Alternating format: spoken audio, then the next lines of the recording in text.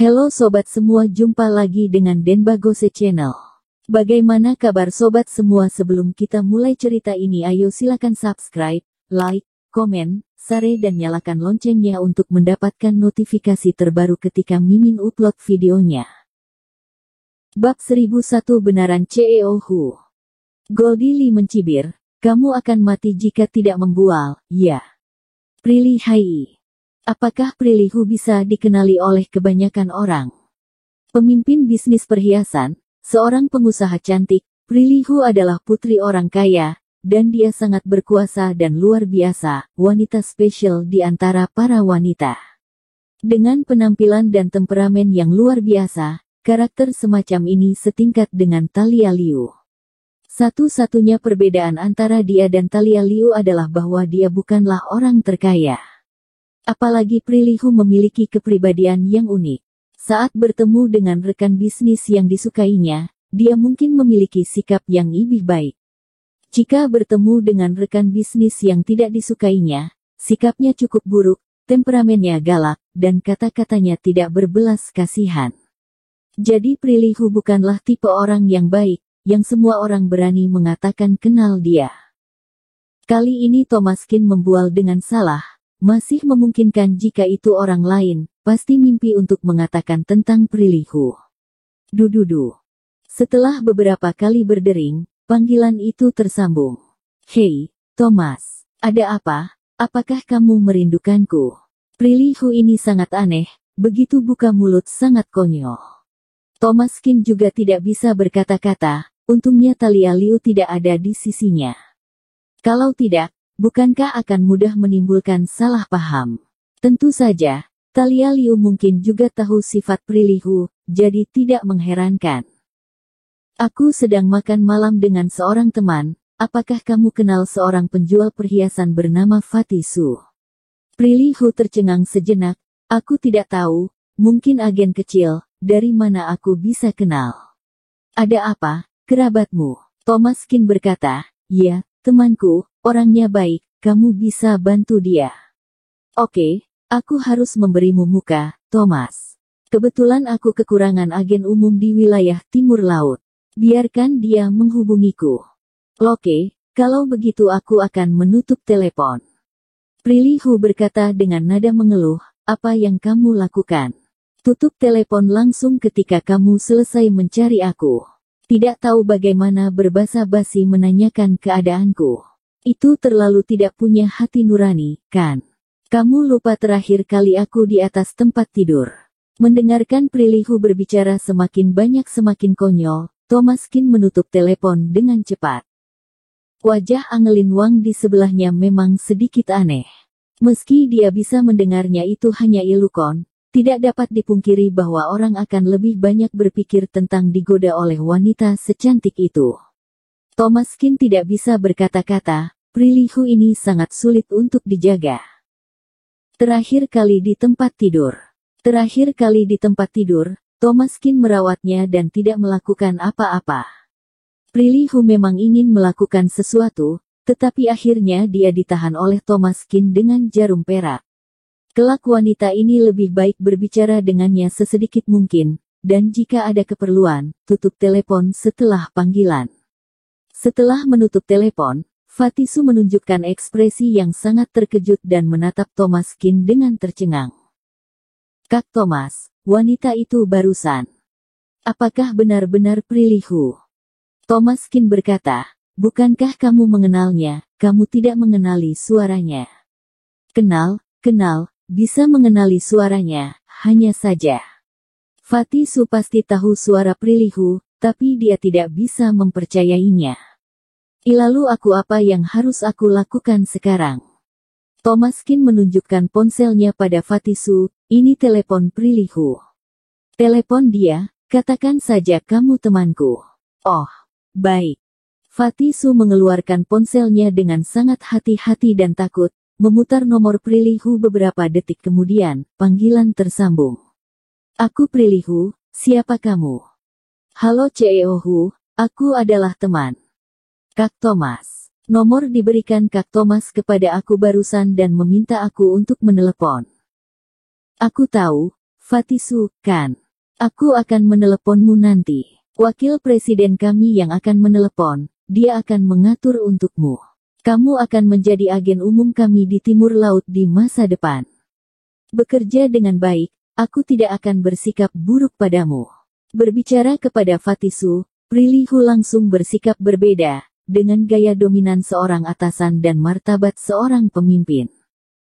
Bahkan jika itu seorang wanita, tidak ada yang berani untuk tidak menghormati. Fatisu sangat terkejut. Terima kasih, CEO Hu. Setelah menutup telepon dan dihubungi lagi, Fatisu secara resmi menjadi agen umum dari Prilly Jewelry daerah Timur Laut.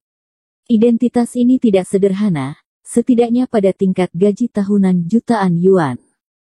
Apalagi wilayah Timur Laut juga sangat menjanjikan. Fatisu pasti bisa berprestasi banyak di masa depan.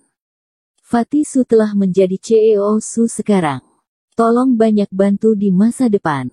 Iya, bolehkah mencari CEO Su ketika ingin membeli perhiasan di masa mendatang? Itu sih tidak perlu dibahas. Perhiasan Prilly, aku ingin membelinya bahkan dalam mimpiku. CEO Su bantu aku simpan jika ada barang murah. Para siswa menjadi antusias satu persatu. Siapa sangka katak akan menjadi pangeran dalam satu langkah. Awalnya, Fatisu ini hanyalah orang miskin, seorang pekerja biasa. Meskipun dia bergelut di bisnis perhiasan, dia masih nebeng di tempat orang dan kemungkinan akan menjadi pengangguran. Alhasil, dia tiba-tiba menjadi agen umum regional Prilly Jewelry dan menjadi orang penting bisnis perhiasan urutan kelima. Banyak gadis mulai diam-diam memberikan sinyal pada Fatisu. Dan wajah Goldie Lee sangat masam. Agen umum Prilly Jewelry di Timur Laut bukankah dia menjadi agen atasannya? Goldie Lee pada awalnya adalah seorang individu kecil yang terikat dengan Prilly Jewelry. Hanya dengan mengandalkan hubungannya dengan Prilly Jewelry, dia lumayan sukses, dan hanya jika dia diberi persediaan, dia dapat menghasilkan uang. Begitu agen umum berhenti bekerja sama dengannya, habislah dia. Ini hanya dalam beberapa menit, Goldie Lee sekarang yang perlu menjilat Fatisu. Kontras ini membuatnya sangat tidak bisa terima. Namun, orang harus tunduk pada uang. Jika dia tidak menerimanya, tetap harus menerimanya. Hanya dalam beberapa menit, Goldie Lee menerima beberapa pesan WeChat. Agen umum wilayah Timur Laut telah dipilih. Marganya adalah Su, apakah ada yang kenal? Di Prilly Jewelry belum pernah mendengar tentang orang ini, siapa itu, orang dari luar. Siapa yang punya koneksi dengannya bisa beritahu. Benar-benar menakutkan. Jika agen umum ini memiliki downline sendiri, maka kita akan menganggur secara kolektif.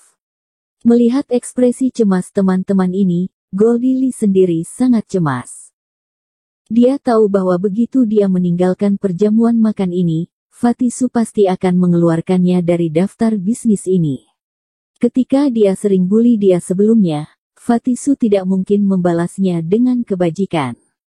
Goldie Lee memaksakan diri dan berdiri, mengambil segelas bir, dan berkata pada Fatisu sambil tersenyum. Kaksu, selamat atas promosimu menjadi agen umum, aku bersulang untuk Anda. Semua teman sekelasnya menunjukkan ekspresi ceria. Perubahan wajah ini menjadi sangat cepat. Barusan masih meminta Fatisu untuk membawakannya bir. Sekarang telah berubah menjadi panggilan Kaksu, dan sebutannya juga menjadi Anda. Adegan ini sangat dramatis, dan semua siswa menunjukkan sedikit keceriaan. Goldie Lee benar-benar merugikan diri sendiri. Fatisu telah lama diintimidasi. Itu semua dipaksa oleh kondisi kehidupan, bukan karena dia memiliki temperamen yang baik. Melihat Goldie Lee datang untuk bersulang dengan sopan, Fatisu mencibir. Bersulang untukku, aku juga tidak punya arak. Goldie Lee tercengang, dan dengan cepat membawakannya sebotol bir. Kaksli, ini ada. Fatisu mengambil birnya, lalu mencibir dan melemparkannya dengan keras. Terdengar bunyi pecah. Bir itu jatuh tepat di kaki Goldie Lee, dan bir itu memercik kemana-mana. Apa kamu tidak tahu aku minum yang dingin? Wajah Goldie Lee seperti merah padam, dan sangat masam. Dia memaksakan diri tersenyum 2 kali. Hehe, ya, Kingsley, aku akan mengambilkannya untukmu. Setelah berbicara, Goldie Lee keluar dan meminta sebotol bir dingin kepada pelayan. Setelah memasuki ruangan, dia membuka bir dan menuangkan segelas untuk Fatty Su. Fatty Su mendengus dingin, menyesapnya, lalu meletakkan gelas araknya. Kamu bersulang untuk aku. Apakah kamu memiliki kualifikasi itu?